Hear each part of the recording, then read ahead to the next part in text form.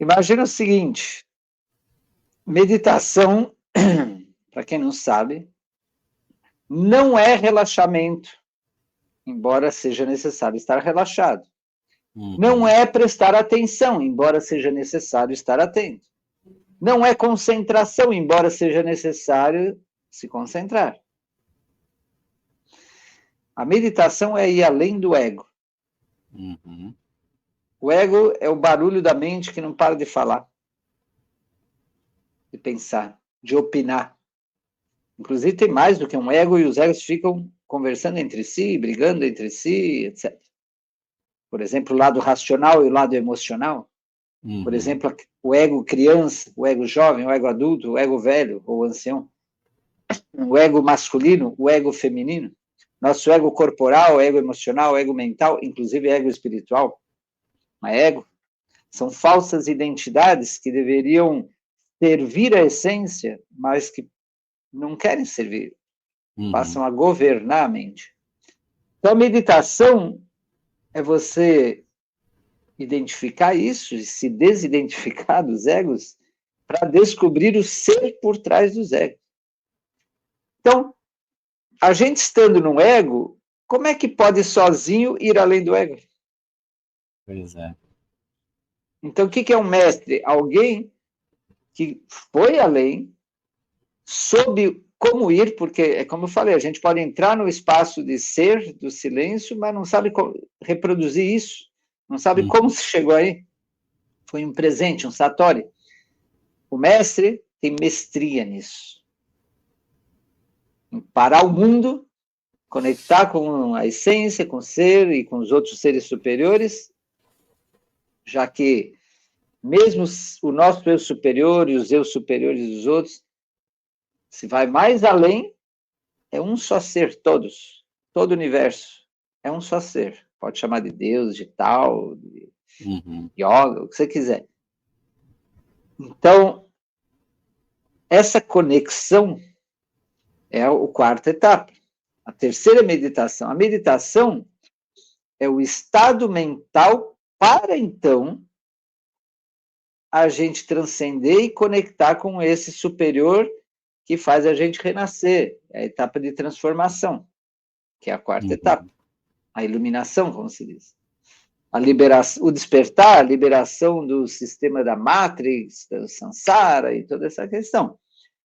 Então, nós estamos falando de algo muito mais profundo do que a maioria das pessoas acha meditar.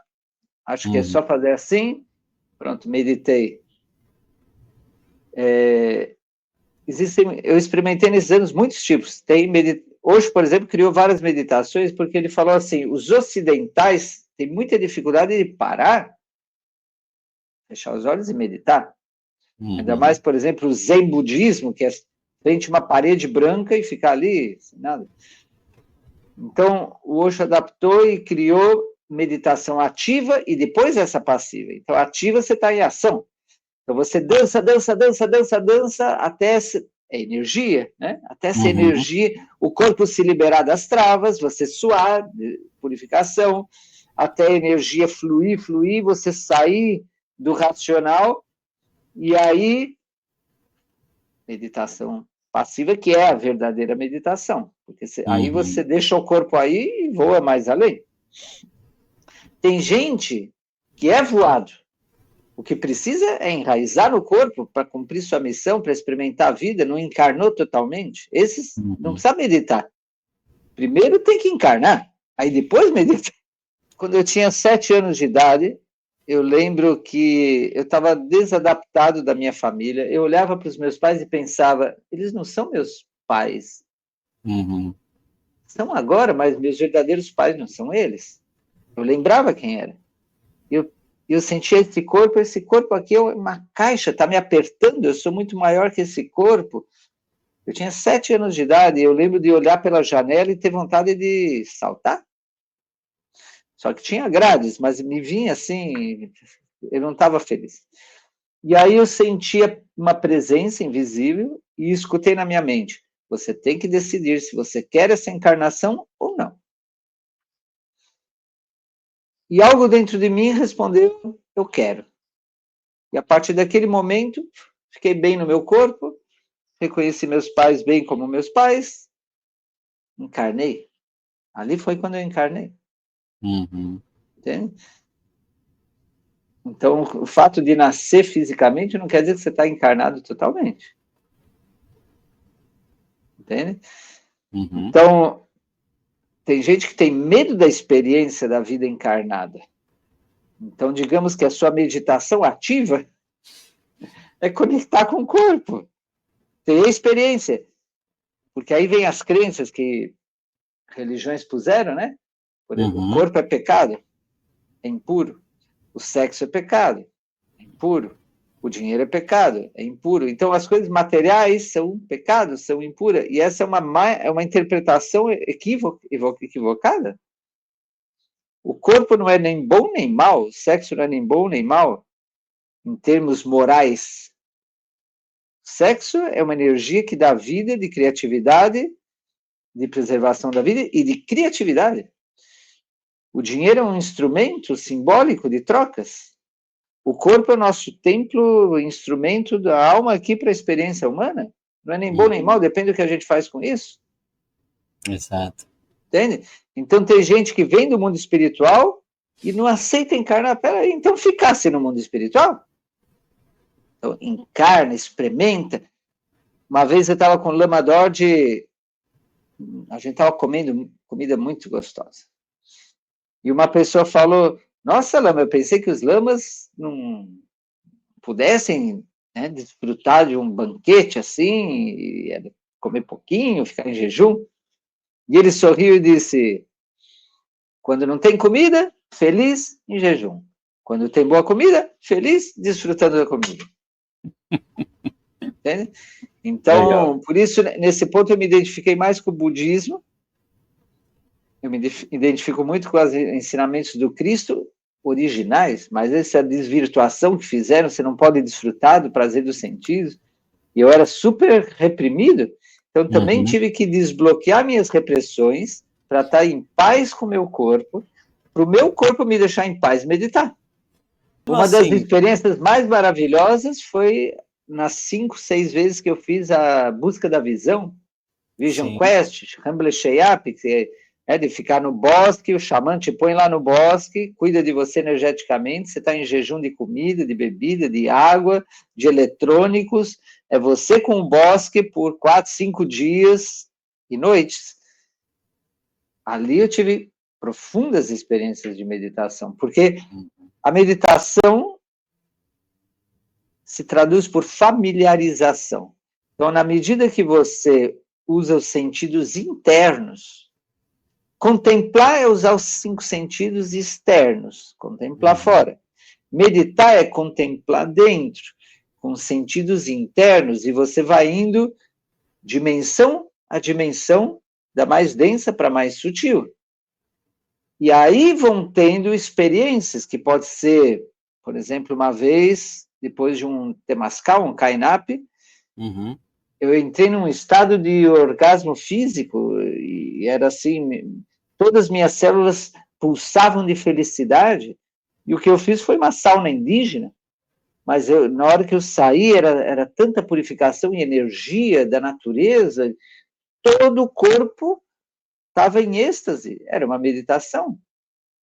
Teve outra vez que eu estava lá no bosque, na busca da visão, e um beija-flor apareceu, e meu coração se abriu, e eu entrei num estado sentindo o coração cheio de amor, de compaixão, de bondade, de luz.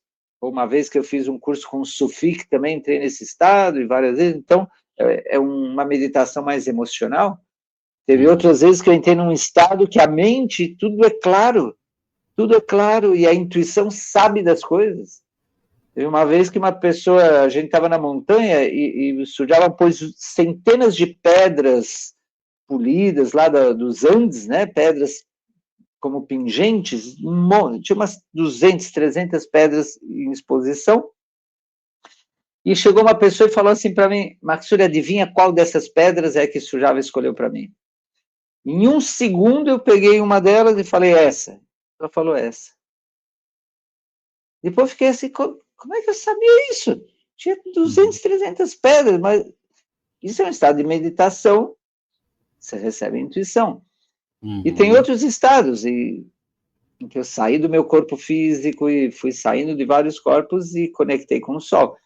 Então, são distintas experiências que a gente pode ter nesse campo de meditação, mas se a gente não medita, se a gente não tem energia pura, muita vitalidade, energia pura, estrutura interna psicológica e física, proteção, e entrar em silêncio, onde a gente está relaxado e alerta para dentro, não acontecem essas experiências.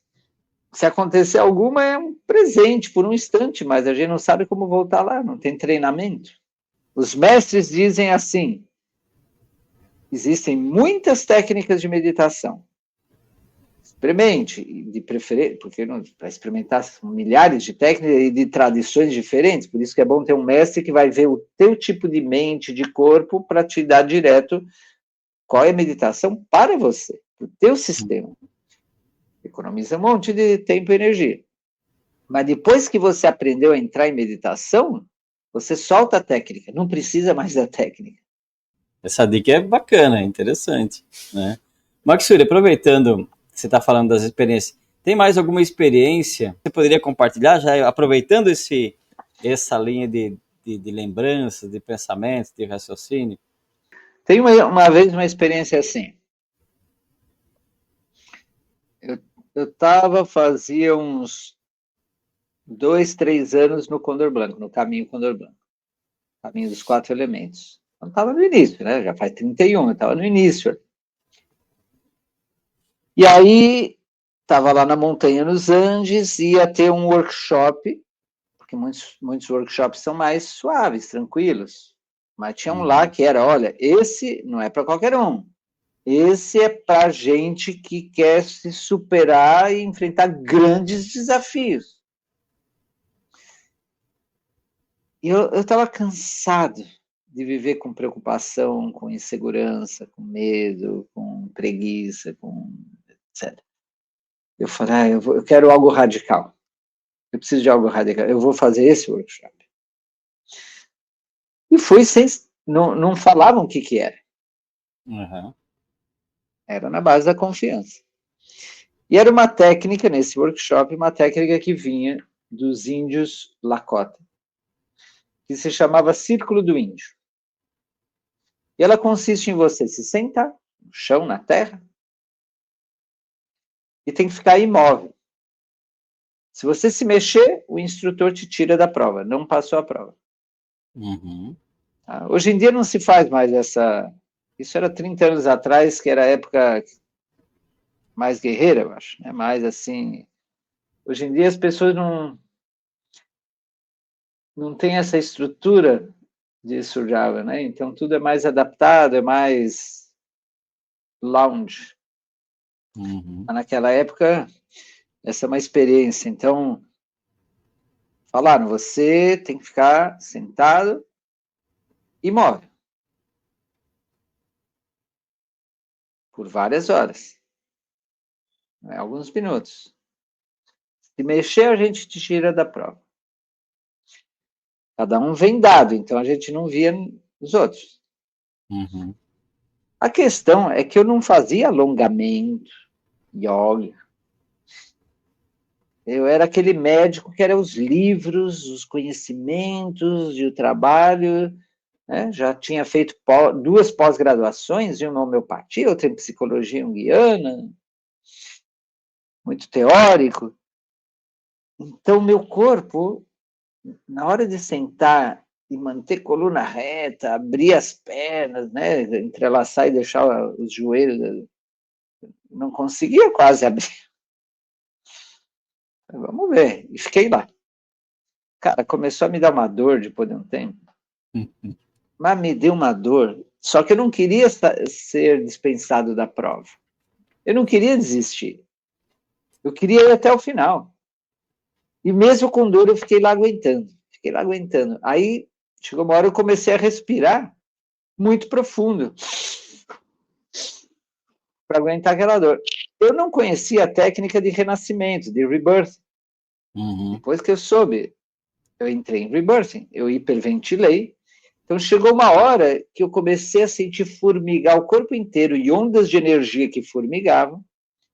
E chegou uma hora que a dor desapareceu. Cheguei num limite que foi além daquele limite e desapareceu a dor. E eu tinha hiperventilado tanto que eu parei de respirar naturalmente. O corpo parou de respirar. Então eu parei de respirar, a dor parou e veio aquele silêncio.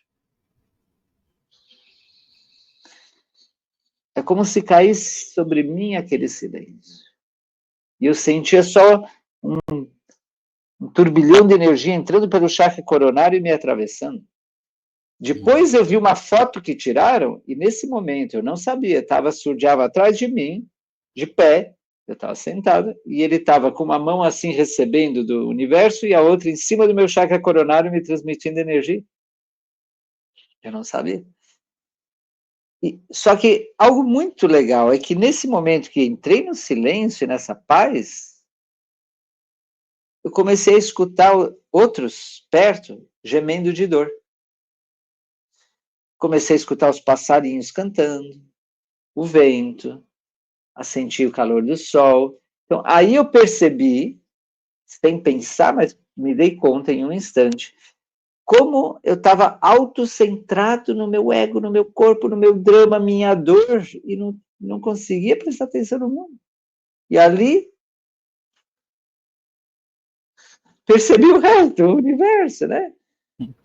E me veio uma experiência, Shantihan, meio que vendo um pouco, e sobretudo sentindo bastante, a presença de um círculo de todos os mestres e mestras de luz do nosso planeta. Era uma irmandade de mestres e mestras, e eu senti o amor que irradiavam para a humanidade, para o planeta. Era tanto amor que eu comecei a chorar. Era assim, um amor descomunal, maior que o amor de mãe, que é enorme. É um amor por todos os seres, né? Do Bodhisattva, da Bodhisattva. E naquele momento me veio uma humildade, eu senti minha pequenez e só pedi internamente, por favor, me deixa servir vocês de alguma forma.